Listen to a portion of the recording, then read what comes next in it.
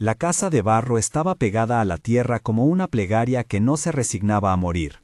Desde la vereda se veía el techo de paja, siempre inclinado hacia la loma donde el viento pasaba con voz grave. En las mañanas frías, David encendía una lámpara de aceite y se quedaba un rato mirando la llama hasta que su pulso, aún somnoliento, se igualaba con el parpadeo. Rezaba en voz baja, no eran palabras largas, sino frases sencillas guardadas entre los poros. Señor, dame manos para el día, y paz para el dolor. Luego se levantaba y salía a trabajar la tierra, con el barro pegándose a los callos de sus dedos como si reclamara pertenencia. Don Pedro, su padre, caminaba despacio por la parcela cada tarde con la mirada puesta en los surcos que la familia conservaba. Don Pedro tenía la fe templada por años de pan escaso y sol fuerte. Hablaba poco, pero cuando lo hacía, la palabra caía como agua que allana una piedra. David, solía decir, haz lo que puedas y no te ocupes de lo que no te corresponde. Esa enseñanza fue el ancla que sostuvo al hijo cuando la marea humana se volvió contraria. La hacienda de don Alonso se alzaba unos kilómetros al este, cuerdas de ganado, techos de teja y hombres que no miraban con el mismo respeto a todos los que albazaban la tierra. Los hijos de don Alonso, 3 muchachos educados en la seguridad del dinero, veían en el pueblo figuras para divertir su desprecio. Se detenían en la plaza para lanzar un cuchicheo, se reían en voz alta al cruzar frente a la parcela de David, y a veces, en noches sin luna, dejaban una piedra en el borde del pozo por la que él tropezaba sin que fuera accidente. Don Alonso, sin embargo, no era como sus hijos. Lo importante en su rostro era la justicia suave de quien sabe gobernar sin aplastar. Había reconocido la lealtad de David en un gesto discreto. Una vez, cuando la sequía vino de golpe y los temporales fallaron, don Alonso permitió que David tomara agua del estanque de los trabajadores y lo invitó a reparar una cerca. No por caridad, dijo a medias, sino porque el trabajo honesto merece techo. Fue ese gesto el que, más adelante, se recordaría como una mano que no solo compartía pan, sino confianza. Los días transcurrían en una repetición de diligencias hasta que la enfermedad entró en la casa.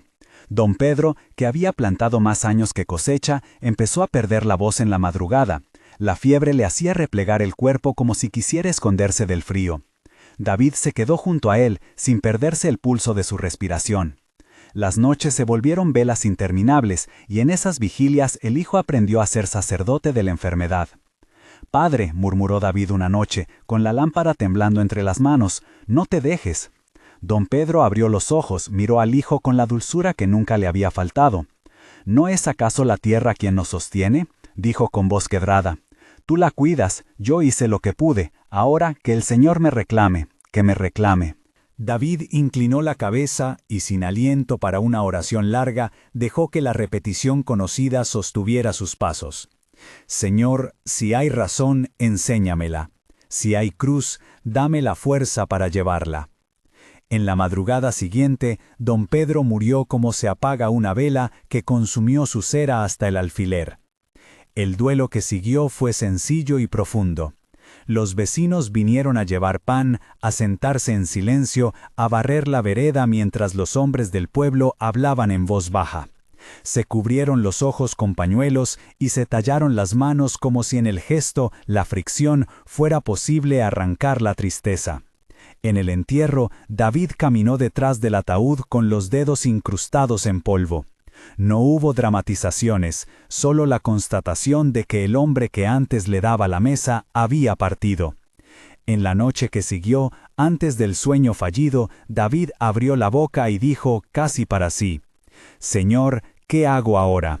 Si me quitas lo que es mío, dame por lo menos la claridad para no perderte en la venganza». Con el paso de los días, la convivencia con los hijos de don Alonso se hizo insostenible. Al morir don Pedro, se quebró un vínculo invisible. La seguridad que había dado la relación de trabajo con la hacienda comenzó a resquebrajarse. Un día, los jóvenes llegaron con risas enlatadas y ordenaron retirar a David de la parcela que llevaba generaciones cultivando en común. «No hay lugar para tu familia aquí», dijeron con una frialdad que no buscaba consonancia con la verdad. Hablaron de contratos viejos, de papeles olvidados, de la necesidad de ordenar la propiedad. Fue una expulsión disfrazada, pero con la crueldad de los que no sienten la mano de la pobreza cuando la aprietan. David escuchó sin responder, porque no quería que la derrota se convirtiera en grito. Reunió unos enseres mínimos y se fue. La cabaña quedó vacía. La lámpara de aceite perdió su calor. Antes de irse, puso una mano sobre el umbral y murmuró una bendición para la tierra que lo había alimentado. «Que te vaya bien», dijo, como quien enciende una última antorcha. Salió con poco, un saco de trigo, su herramienta de arar y una compañía inesperada, un gato negro que apareció la mañana de la despedida. Había estado allí todo el tiempo, se dijo David, o quizá llegó en el momento exacto. Los animales suelen entender las despedidas mejor que los hombres. El gato lo miró con ojos redondos y silenciosos y se pegó a su pierna como si dijera: «No te vayas solo». Los caminos olían a tierra revuelta y a lluvia próxima.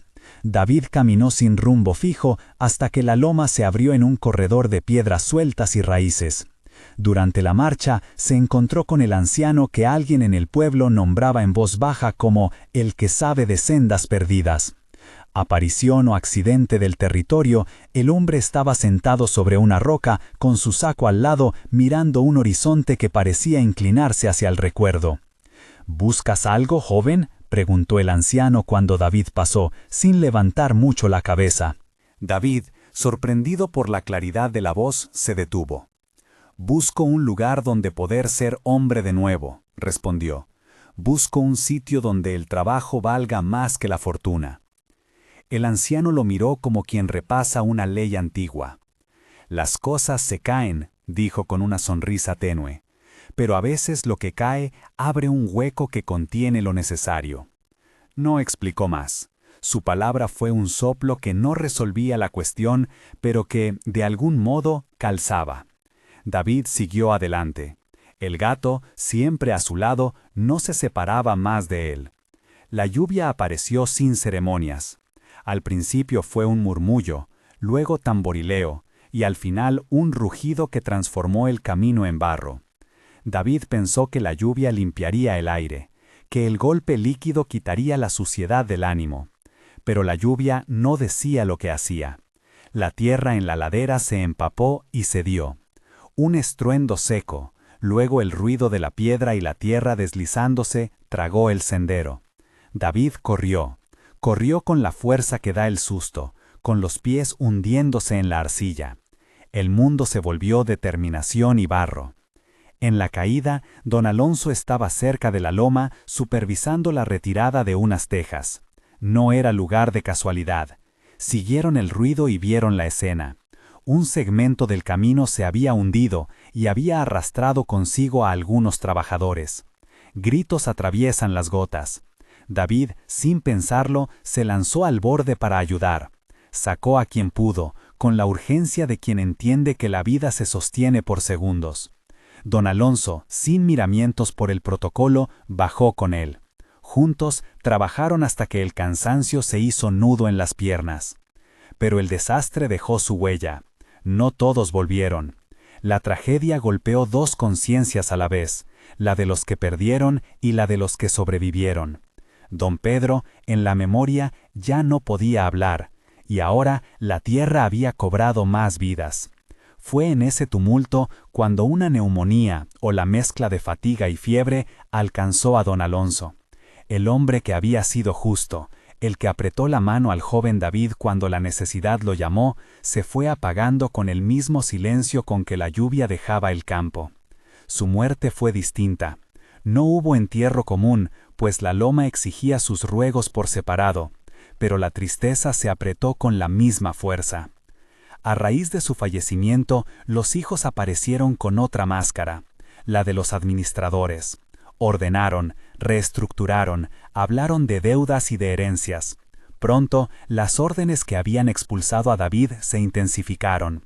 No fue solo la expulsión física, fue la remoción de todo lo que pudiera sostener su nombre.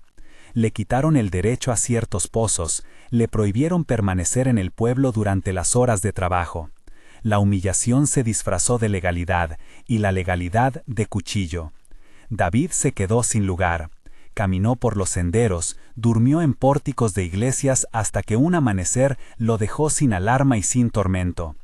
El gato no lo dejó. Se enroscaba en su pecho y le devolvía el calor que ya no tenía. La comunidad, sin embargo, no lo abandonó del todo. Había quienes le traían pan en silencio, quienes le dejaban un saco de trigo en la noche y un punto de agua donde lavar las manos. La caridad era tan humilde como la necesidad. No denunció a los que lo maltrataron, pero le ofreció la mesa. En una de esas noches, sentado junto a una fogata imaginaria de recuerdos, David escuchó otra voz, la de aquellos a quienes había servido sin condiciones. Un viejo del pueblo, llamado Mateo, lo invitó a hablar. «No tienes que vivir como si fueras culpable», dijo Mateo, con la autoridad de la edad. «No te han quitado tu nombre, solo lo han querido esconder. La tierra no es de los que gritan más fuerte». David respondió con la misma serenidad que lo había sostenido siempre. «No quiero la ruina de nadie», dijo. «No deseo vengarme, solo quiero labrar». El viejo lo miró con ternura. «Eso es la fe. Quien mantiene eso en el pecho, temprano o tarde, encuentra puertas que los golpes no vieron». David pensó en lo que significaba encontrar puertas y no pudo evitar una sonrisa ligera. Se acostó en una banca y antes de dormir puso las manos en oración. No hablaba de grandes milagros, su plegaria era un retazo de esperanza. «Señor, si me has mostrado tu mano hasta ahora, muéstrala otra vez. Si es preciso, guíame con un gato y un anciano. Dame la bendición de aprender y que mi corazón quede puro». No se prometió riquezas, sino coherencia, que la fe no se transformara en amargura. La guía llegó de una manera sencilla y desconcertante. Una mañana de niebla densa, el gato se levantó, se estiró y caminó con decisión hacia la loma donde el derrumbe había hecho un hueco. David, que había quedado dormido tarde, se despertó al toque de la pata del animal. Lo siguió. El camino llevaba hacia un lado menos transitado, un pasadizo entre rocas cubierto de hiedra que no figuraba en los mapas del pueblo. Había huellas de paso, pero no huellas de herradura. Parecía un sendero que las manos humanas habían dejado de usar. Al borde del corredor, el anciano apareció de nuevo, como si lo estuviera esperando. No hubo sorpresa en el reencuentro. Los encuentros providenciales no suelen ser espectaculares.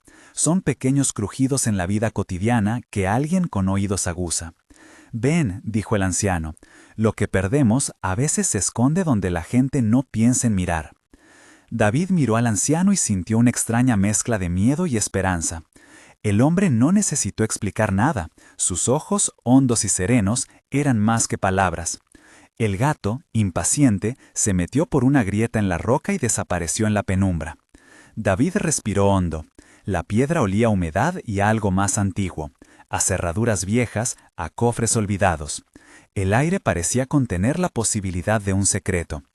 «¿Qué encontraremos?», preguntó David, más para el anciano que para sí mismo.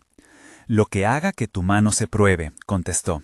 «No todo hallazgo es riqueza, algunos hallazgos son prueba». No dijo más, y no hizo falta. David entró. La luz de la tarde se fue filtrando en el corredor en haces cortos y calientes. El sonido de sus pasos rebotaba y parecía multiplicarse. A cada paso, el corazón le latía con fuerza. Las paredes estaban marcadas por la historia. Arañazos, nombres borroneados, un grabado de manos como si alguien hubiera querido dejar constancia de su paso. Al fondo, algo brilló. No era un destello ostentoso, era una promesa contenida en lo pequeño. Una hebilla, un canto metálico, un reflejo que reclamaba atención. El gato se sentó, rígido, y miró con intención. David se acercó y con manos temblorosas apartó la piedra que cubría lo que estaba semioculto. Debajo descansaba un cofre de madera curtida, reforzado en sus bordes por hierro corroído. Estaba cerrado con una cerradura que parecía haber conocido otras manos.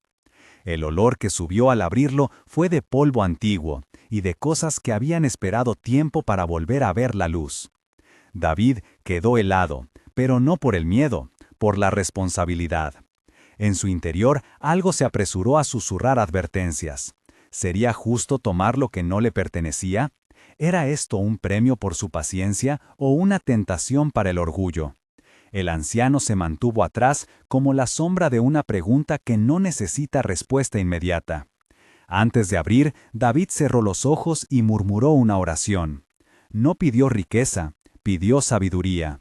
Señor, dijo en voz baja, si esto es para ayudar a otros, permite que mi mano esté guiada.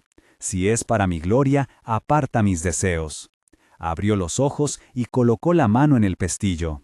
El cofre cedió con un quejido quedo. Dentro había monedas, sí, pero también cartas enrolladas, un retazo de tela bordada con un nombre que David conocía y un pequeño dibujo hecho por una mano infantil. Una casa con una puerta abierta. No era un tesoro que gritara su valor, sino objetos con historia, con nombres, con vidas que pedían ser reconocidas.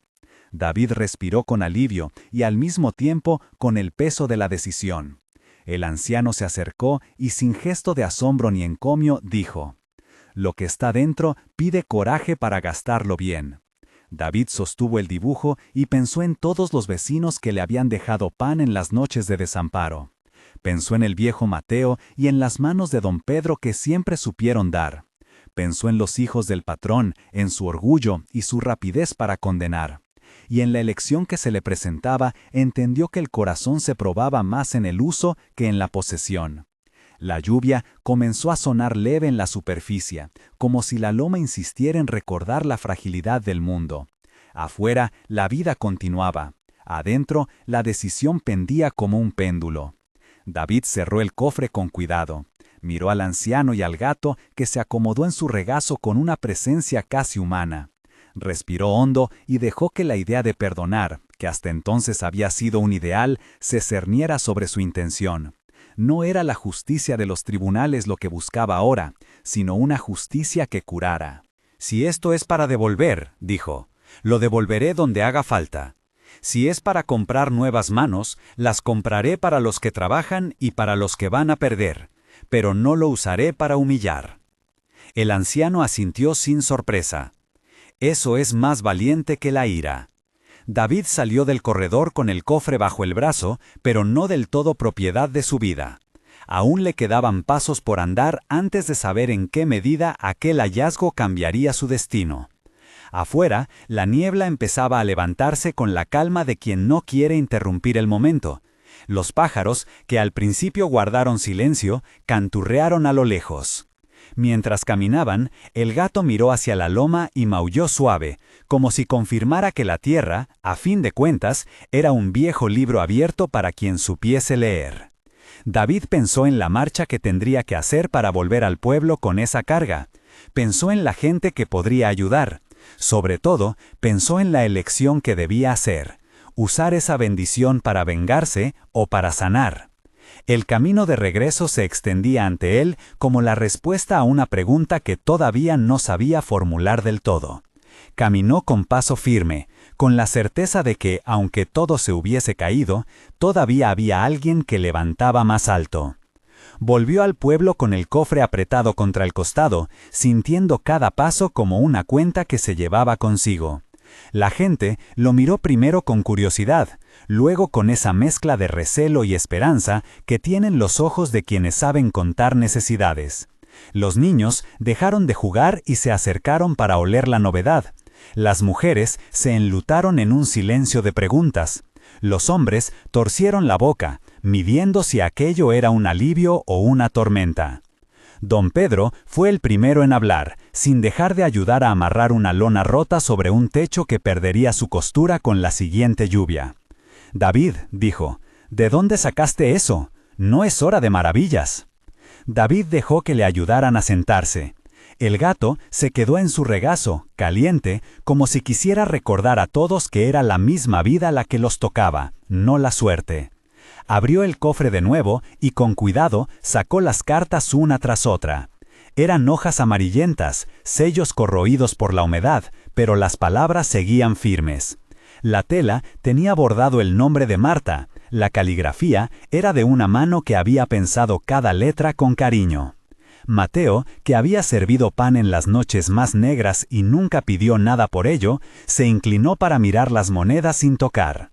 Los hijos del patrón, hombres con capas limpias y modos agudos, se acercaron sin disimulo. El mayor dejó caer su voz como quien arroja una piedra al agua. Si eso no es tuyo, deberías devolverlo, dijo Esteban, uno de ellos. No sabemos si no es botín de camino. La sospecha suspendió el aire. David recordó la oración que había hecho en la cueva y el peso que entonces había sentido en la mano. Respiró y en voz alta leyó la primera carta. Era breve. A quien encuentre esto. Mi vida fue pagada en panes y manos. No dejo herederos que reclamen. Dejo instrucciones para quienes conocieron la escasez y me ofrecieron calor. Distribuid lo que hay según necesidad, pero respeten la dignidad de cada uno. Firmaba con un nombre que había desaparecido de las conversaciones, Elisa. El silencio se volvió un instrumento que todos pulieron con atención. Marta, la mujer cuyo nombre llevaba la tela, estaba sentada en el banco de la plaza, el vestido remendado, los dedos manchados de harina. Ella había enseñado a tantos a coser y cubrirse. Al oír su nombre, levantó la vista como quien despierta de un sueño. Elisa, murmuró, la recuerdo. Era quien nos trajo las hierbas cuando la fiebre vino el tercer invierno. Si esto quedó para ella, no terminó. Las lágrimas le vinieron en silencio, y los que la conocían supieron que había una deuda de gratitud que nadie había medido. No vine a reclamar, dijo David, y la plaza se inclinó hacia su voz. Encontré esto donde la tierra guarda cosas que han esperado demasiado. Antes de abrirlo rogué por sabiduría, no por gloria. No quiero ser juez de nadie, quiero ser el que reparta de modo que nadie se sienta humillado. El mayor de los hijos del patrón frunció el ceño. ¿Quién decide qué humilla y qué no?, preguntó. Podemos entregar el cofre al consejo y que ellos decidan. En aquella aldea, el consejo era un conjunto de ancianos que se reunían a la puerta de la ciudad para resolver disputas. En medición, David conocía esas puertas. Habían visto más rogativas que risas. Pensó en la posibilidad, pero recordó la advertencia del anciano en la loma. Lo que está dentro pide coraje para gastarlo bien. El coraje, entendió, no era una excusa para delegar responsabilidad, sino una llamada a una decisión que cuidase los nombres y las manos. Propuso entonces algo que sonó extraño y a la vez familiar. Haremos esto en la iglesia, dijo, no para alzar la voz, sino para que cada persona que necesite diga su caso en presencia de todos. No quiero que sean secretos ni favores ocultos. Cada quien sabrá lo que se entrega y por qué. Y daremos trabajo primero. Repararemos techos, pagaremos deudas urgentes y compraremos semilla para la primavera. Lo demás quedará como tesoro para emergencias. La idea de dignidad en el trabajo curó una costura que nadie había visto rasgarse.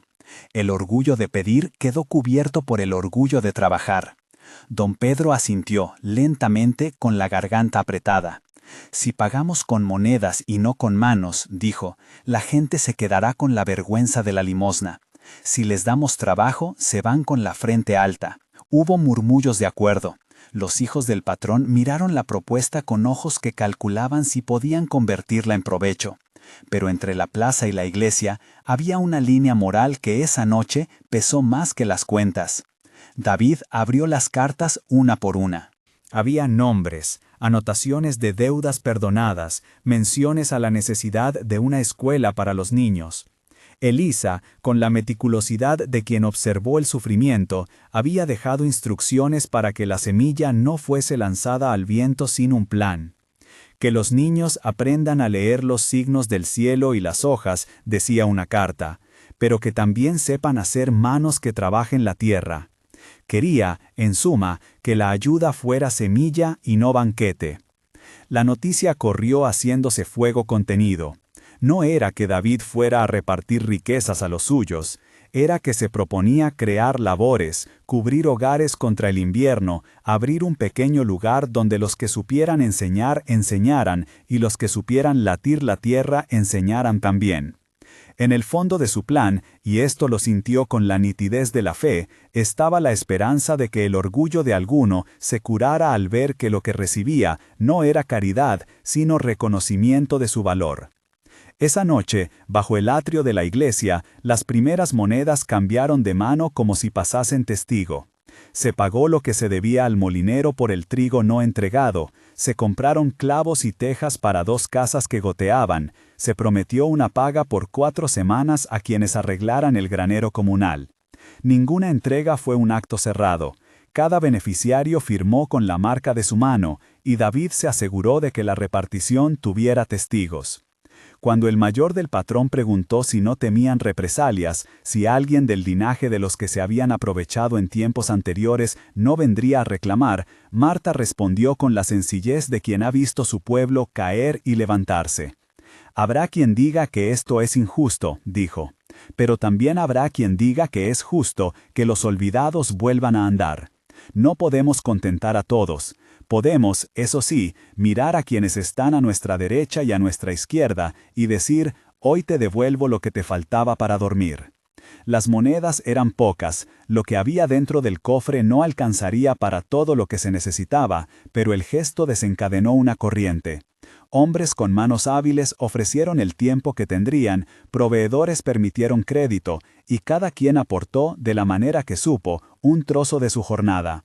La comunidad, esa red invisible que tantas veces se rompe por la dureza de la vida, empezó a recomponerse con un hilo nuevo, la decisión de no humillar.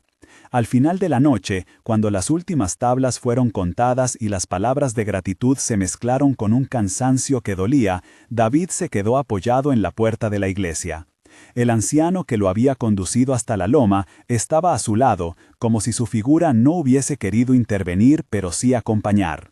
El gato, cansado, se deslizó entre las piernas de Marta y se acomodó sobre los clavos que aún brillaban.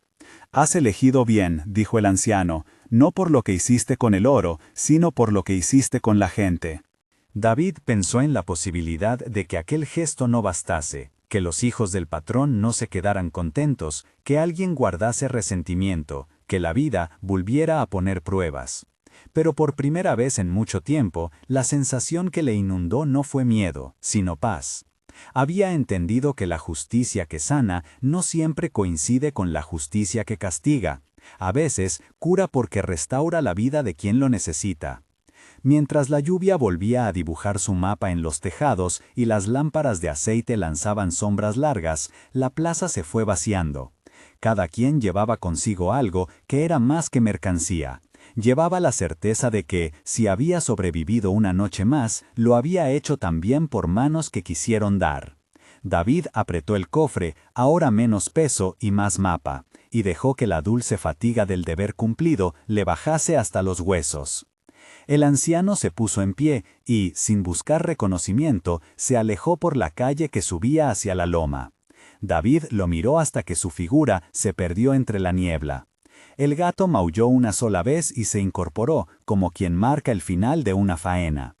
David se quedó un rato más pensando en las cartas que aún quedaban por leer, en los nombres que aparecerían, en las manos que habría que emplear con justicia. Sabía que la decisión tomada en la iglesia no cerraba el camino, apenas lo abría. Lo que vendría tendría pruebas, sí, podría incluir enfrentamientos con orgullo y con rabia. Pero había algo más, una semilla puesta en tierra bajo lluvia que quizá daría raíces. Se recogió al fin, con la sensación nueva de no estar solo frente al peso del cofre, y con la certeza de que la loma, la cueva, el anciano y el gato habían sido parte de una lección que no cabía en monedas. Era de nombre, de dignidad y de coraje para gastar bien lo que la vida, por su extraña generosidad, decide dejar en manos de un hombre. A la mañana siguiente, la niebla se había quedado en los surcos, y el aire olía a tierra mojada y a pan recién hecho. David abrió el cofre con manos que ya no estaban temblorosas, pero sí vigilantes. Las cartas se apilaban como hojas de una historia que no terminaba de contarse. Había nombres, firmas en tinta corrida, notas sueltas que hablaban de deudas, de semillas faltantes, de promesas hechas en tabernas y sin cumplirse. Algunas cartas estaban dirigidas a hombres que ya no vivían, otras tenían la rúbrica de quienes, más que cobrar, pedían una explicación. Marta estuvo presente sin anunciarse, no hacía falta. Su sombra, como la del gato, parecía surgir donde las decisiones necesitaban calor. Leyeron juntos. Los papeles dibujaban, con trazos torpes, el mapa de una red que había sostenido la riqueza de unos sobre la pobreza de muchos. No todos los nombres pertenecían a la familia del patrón. Había comerciantes que guardaron silencio, capataces que anularon jornales, escribas que sellaron contratos en la hora equivocada. «No basta con dar monedas», dijo Marta. «Hace falta que la memoria regrese a la plaza». David asintió. Sentía el peso del cofre otra vez, pero ahora era distinto. No era oro que había que proteger, sino verdad que había que abrir al viento. Decidió convocar a los ancianos y a los ofendidos. No quiso hacerlo en secreto. Había aprendido en la noche anterior que la transparencia curaba más que cualquier escondite. Cuando los ancianos se reunieron a la puerta de la iglesia, con los bastones marcando el ritmo de la conversación, David expuso las cartas. Habló sin dramatismo, nombrando hechos, no juicios. Los que habían sido agraviados escucharon, y algunos recordaron fechas, otros vomitaron nombres que la lengua parecía llevar años guardando.